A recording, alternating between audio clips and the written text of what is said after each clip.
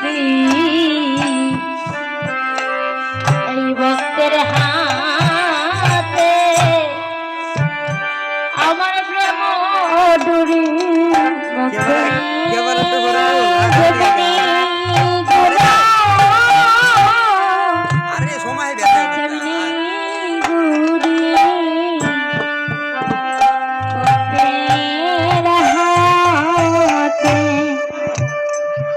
প্রেম ডুরি এই ভক্ত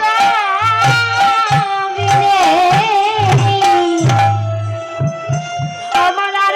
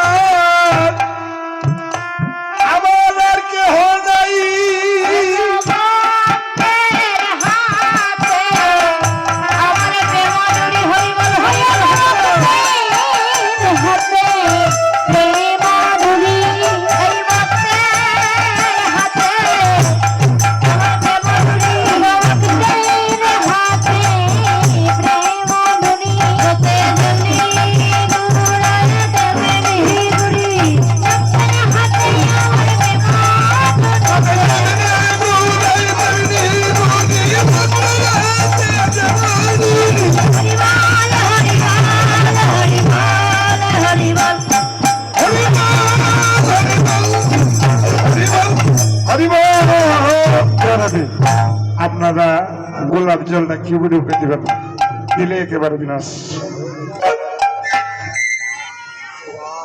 রামচন্দ্র কেটে বললেন, বিভীষণ, যুগে যুগে আমি ভক্তের কারণে পৃথিবীতে আসি।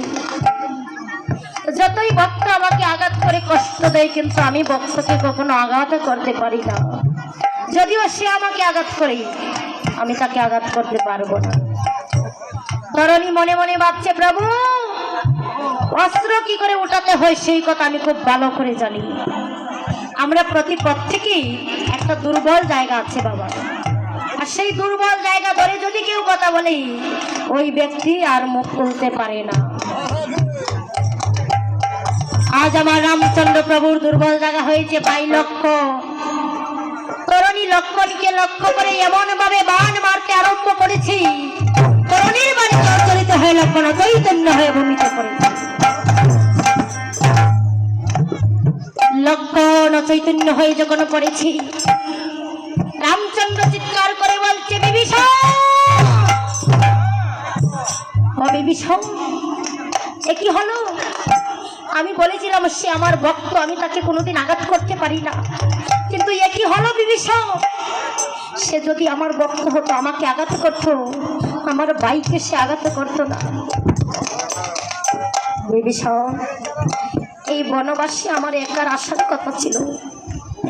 প্রাণের ভাই লক্ষণ সঙ্গে এসেছে, আমার সীতা আমার সঙ্গে এসেছে। এই বনবাসী এসে আমি আমার সীতাকে হারিয়েছি। আর এবার যদি লক্ষণের একটা কিছু হয়ে যায়, আমি অযোধ্যায় গিয়ে আর মুখ দেখাতে পারবো না। আমি বলেছিলাম সে আমার ভক্ত হয়, কিন্তু না না, সে কখনো আমার ভক্ত হতে পারে না।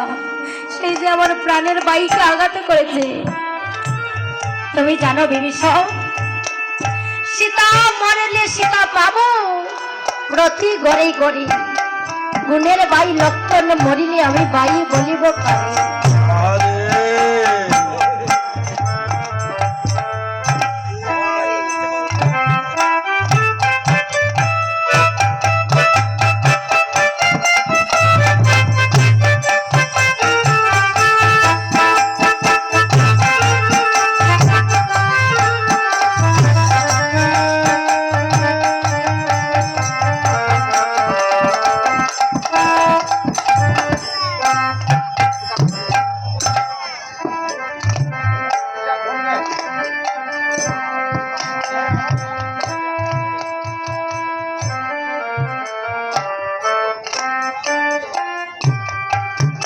বিভীষণ, তিনটি মাতা চারটি ভ্রাতা জন্ম বাগে বাগে, অতি দুঃখের কপাল তার বাই মরে যার আগে।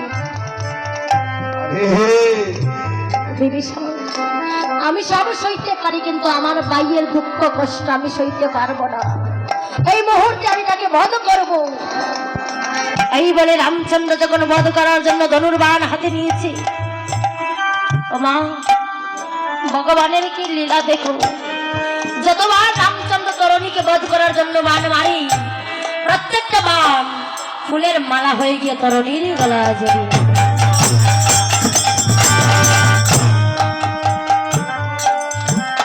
বারবার বাণ মারছি, সেই বাণ যখন ফুলের মালা গিয়ে পড়ছে, মালা হয়ে রামচন্দ্র চমকে উঠলে, একটি বিভীষণ, আজ যুদ্ধের মাঠে কোন মায়াবী এসেছে। আমি যতবার তাকে আঘাত করতে চাই, আমার বাণ তো তাকে আঘাত করছে না। তবে সে কি মায়া জানে, আমি তাকে কিভাবে বধ করব? বিভীষণ বলে, প্রভু, ও প্রভু, তাকে যেমন তেমন অস্ত্র দিয়ে তাকে বধ করা যাবে না। তাকে বধ করতে হলে একমাত্র বৈষ্ণবীয় বাণ দরকার। আপনি আর বিলম্ব না করি ওই বৈষ্ণবীয় বাণ স্মরণ করুন, আর তরুণীর দেহ থেকে মস্তকটা আলাদা করে দিন।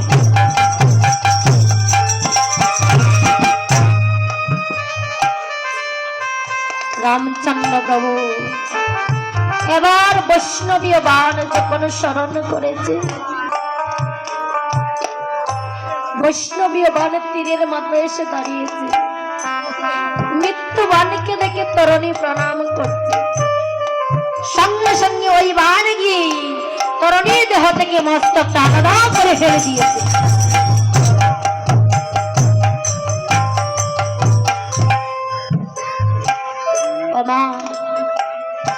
স্বর্ণ সম্পূর্ণ শরীর নিয়ে আমরা ভগবানের নাম নিতে পারি না।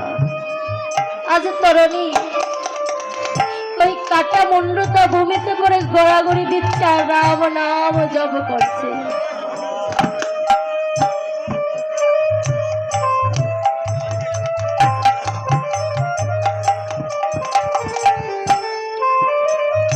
কাটা মুন্ডটা যখন রাম নাম নিচ্ছে, বিভীষণ আর ধৈর্য ধরে থাকতে পারছে না।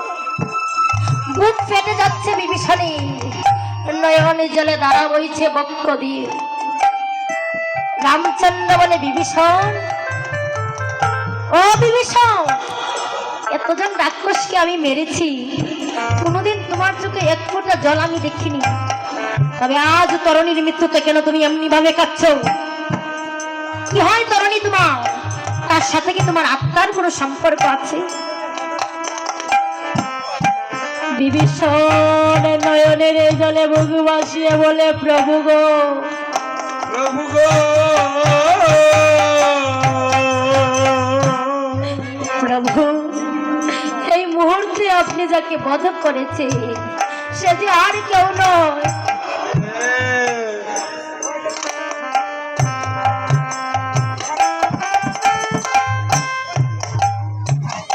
সে আর কেউ না দয়াময়, সে যে আমার একমাত্র সন্তান, আমাকে বাবা বলা ধর। আমি তাকে তোমার চরণে সঁপে দিলাম দয়াময়। রামচন্দ্র বলে, বিভীষণ এ তুমি কি করলে? তোমার সন্তানকে তুমি আমায় আগে বলনি, তবে তো আমি তাকে কোনো সময় বাধা করতাম না। কেন তুমি আমায় আগে পরিচয় দিলে না? বিভীষণ বলে, প্রভু যদি আমি আগে পরিচয় দিতাম তবে কোনোদিন সে ওই রাক্ষস কুল থেকে উদ্ধার পেতে পারত না, কোনোদিন আপনি তাকে বধ করতেন না। আমার সন্তানকে আমি তোমার চরণে সঁপে দিলাম, তুমি যেন তাকে জন্মে জন্মে তোমার চরণ ছাড়া করো না।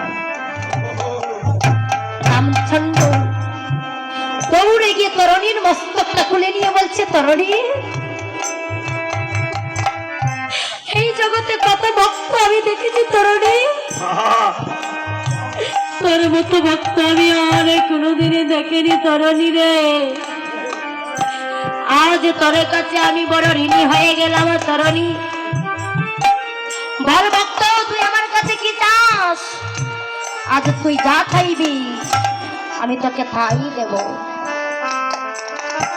তরণী কেঁদে কেঁদে বলে, দয়াব ওই রাক্ষস কুলে জন্ম আমার, না জানি তোমার চরণে আমি কত অপরাধ করেছি প্রভু। প্রভু গো, যদি তুমি আমাকে কোনো কিছু দিতেই চাও, যদি পুনরায় এই পৃথিবীতে আমাকে পাঠাও দয়াব, তাহলে যেন তোমার সঙ্গ চারা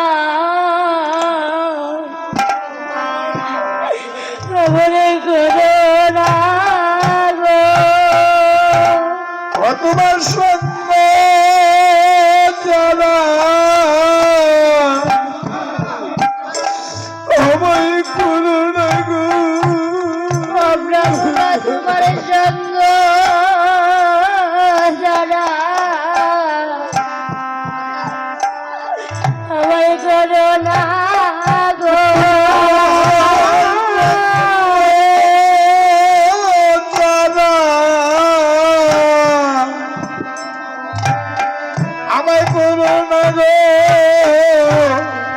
আমি যাব জানবে আমি অপরাধী গো, তোমার সঙ্গ ছাড়া আমায় করো না গো। বহুজা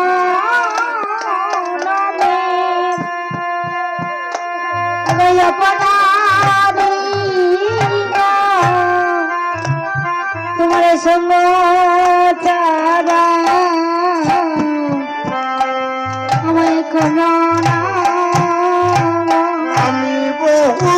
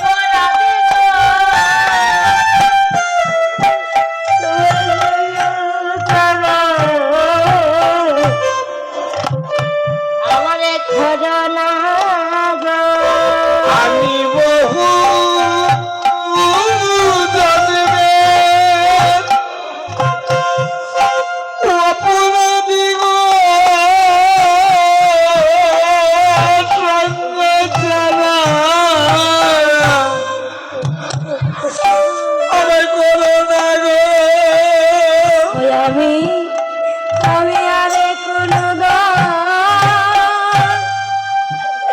তোরা চাই না প্রভু গো দয়াল রে আরে কিছু নাহি আমি আমি আর কোন চাই না প্রভু প্রভু মের না কিছু চাই আমি আর আমি চাই না প্রভু গো দয়াল গো আর কিছু নাহি চাই আমি আর কোনো চাই না প্রভু প্রভু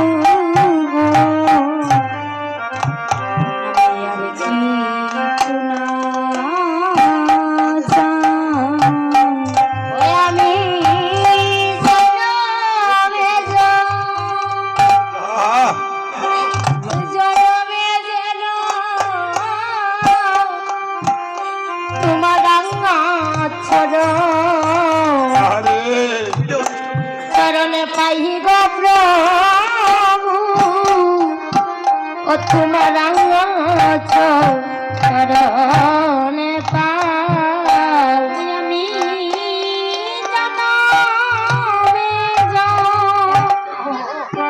জনমে তোমার রাঙা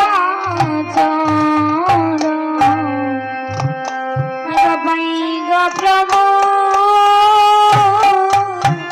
তোমার রাঙা চরণে ও প্রভু হে জনমে জনমে যেন তোমার রাঙা চরণে পাইব প্রভু তোমার চরণ পাই ওই আমি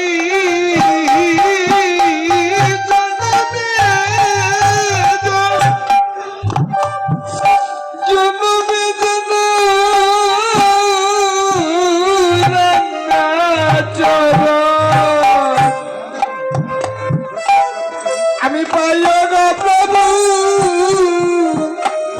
রান্না পাই তোমার ছড়ালে ছড়া আমায় করো না হে তোমার চরণে ছড়া আমায় করো না আজি তরণী কেড়ে কেড়ে বলছে প্রভু যদি আমাকে কোনো কিছু দিতে হয় আমি রাজা জমিদার হতে চাই না আমাকে রাজা জমিদার করে জন্ম দিও না যেন তোমার ওই চরণের দাস করে আমাকে জন্মে জন্মে তোমার সঙ্গে রাখিও প্রভু আজ রামচন্দ্র ভক্তের কথা শুনে বললেন তথাস্থ ভক্ত আমি তোকে আশীর্বাদ করলাম এর পরের জন্মে আমি যতবার পৃথিবীতে আসি আর যাই না কেন প্রত্যেক জন্মে জন্মে আমি আমার তার সঙ্গে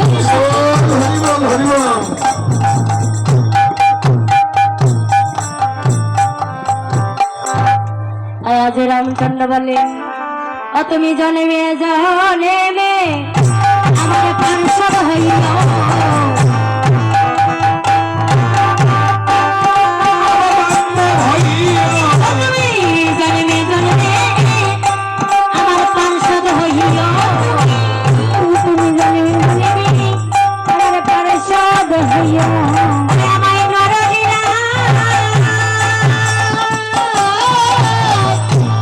আমার সাহায্য